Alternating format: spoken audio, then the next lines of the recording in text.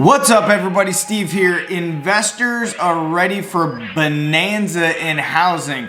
Stick with me through this entire video. It's going to be a short video. I'm also going to provide you guys a link to floridarealtors.org where I retrieved this article, but I want to talk about my personal experience with one of these heavy big investors that's allegedly going to be coming into the market and buying a ton of foreclosed properties. So this article reads, deep pocket investors, notably the mega companies that buy single family homes and turn them into rentals, expect a rash of foreclosures to start appearing in 2021. Now, as mentioned, I have worked with one of these investors over the years and I can tell you they do not mess around. Also, I'm going to give you a little bit of insight of exactly the type of property that they purchase and the criteria that they have to stick to, which we'll go into a little bit of detail as well.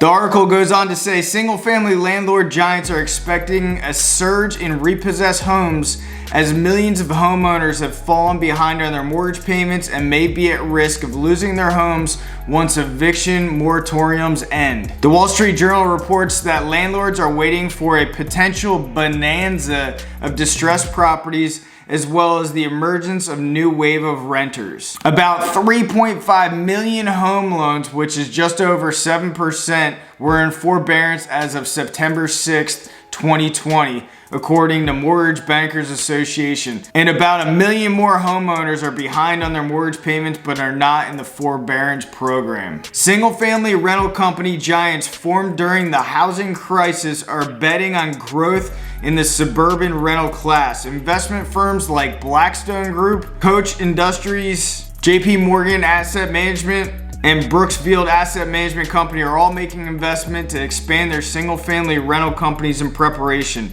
American Homes for Rent, which owns about 53,000 houses, is currently focusing on building homes to rent. Its rival Invitation Homes, who is actually the subsidiary of Blackstone, has been buying properties at a pre-pandemic pace, about 200 million in homes every 3 months. Invitation Homes is also preparing a sale-leaseback program as another channel to add to its already 80,000 housing unit portfolio. So about 7 years ago, another broker up in St. Pete, Florida reached out to me, real good guy or real good guys, and they asked if we wanted to partake in essentially finding properties for Blackstone, aka Invitation Homes, and we absolutely took advantage of the opportunity in a fairly fast period of time. Relatively about a year and a half, we sold them about 130 homes. Now, they were very specific in terms of what they were looking for. In most cases, just to give you a general idea, they had to be at least 3 bedroom, they had to be at least 2 bathroom, they had to be at least 1,500 square feet or more. We did sell them pool homes, but they pulled out of doing pool homes. I'm not sure if they're gonna jump back into buying pool homes, but over the years, they kind of pulled back on pool homes. I think it was just because of the liability associated with it. The insurances were more if they were renting pool homes than non-pool homes. They didn't want any properties on any kind of acreage, so it'd have to be just a single family home on, a quarter acre. They concentrated in areas that was low crime areas, and they had specific formulas based on the income and expenses associated with where they had to be with the purchase of the property. They also added basically a renovation cost to get these properties up to a certain level of rentability. So they didn't want to just take on properties that were not cleaned up, that were not in good shape. So anywhere from $5,000 to $20,000 they would estimate for renovation for going in, getting these properties to really good condition, and then getting them rented out as quickly as possible. In working with this firm, it was very corporate in a sense where, they had their specific criteria and they wouldn't verge away from it. We also got the opportunity to assist them in renting their properties as well. My sister headed that up in our property management division, and she crushed it. I mean, she rented out at least a few hundred homes for them. I think the writing is on the wall based on this. I mean, the amount of people that are in forbearance, we know that there's a certain level of people that are in forbearance that have lost their jobs since the pandemic.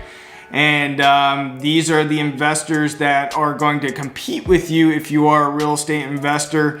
They don't buy single family homes. They don't buy multifamily homes in my experience, and based on what their requirements were for Southwest Florida. They had their kind of bread and butter homes, and they wanted to really kind of bundle homes in certain areas that were kind of all together. So they didn't really like properties all spread out.